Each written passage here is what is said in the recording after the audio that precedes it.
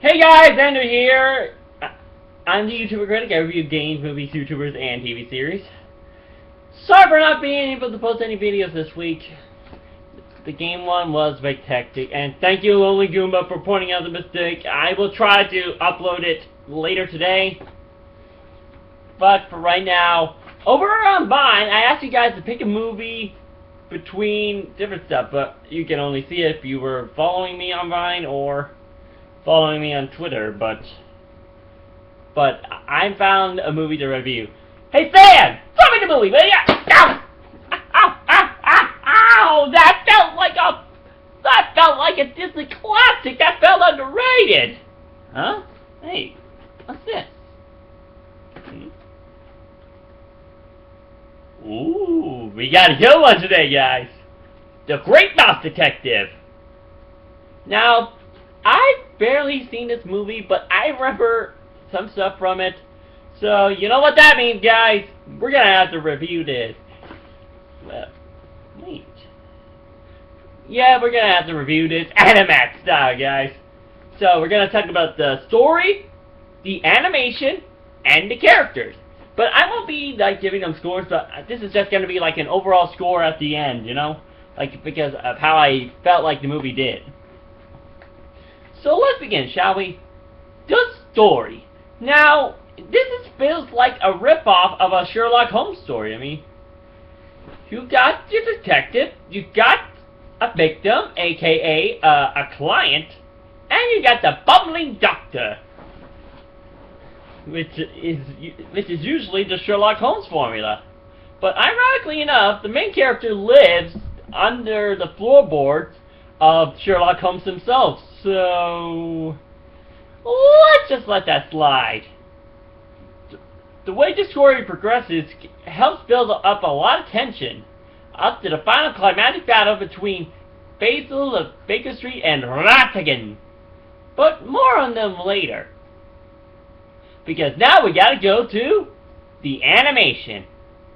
Now, this was released during the Disney Renaissance, I believe.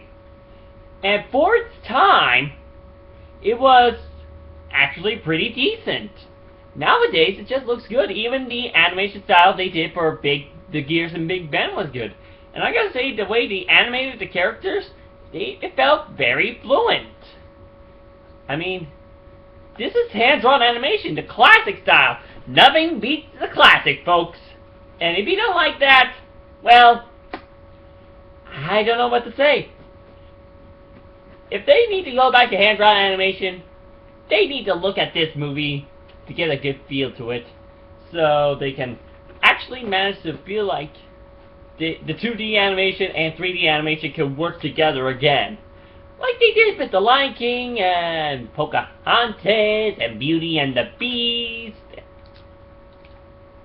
And this movie. Huh.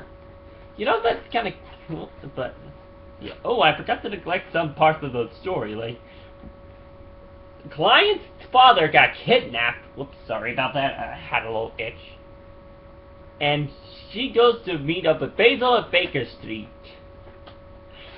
to help solve the mystery. But also, they won't be able to be stopped. They won't be able to complete the mystery without figuring out some little tidbits and go through kidnapping, unfortunately. Well, yeah. If you might get the idea, since this is like a Sherlock Holmes movie. But since we got down with the story and animation, let's move on to the final part, the characters. Now, these are actually one of the most colorful character sets I've ever seen in a Disney film. A bit better than, dare I say it? Do I dare say it and anger a lot of fans? Tangled! What? You expected me to say Frozen? Okay, let me just explain. All the main characters in this movie were animals. It's just that they have a bit more development than Rapunzel or Flynn. I mean, we only focused on 3 characters in this Entangled. I mean, what? And the only side characters we can focus on are Pascal and Maximus. I mean, those 2 are the only side characters we can realize, we can build. So, Tangled, I'll talk about that when I review Tangled in the future.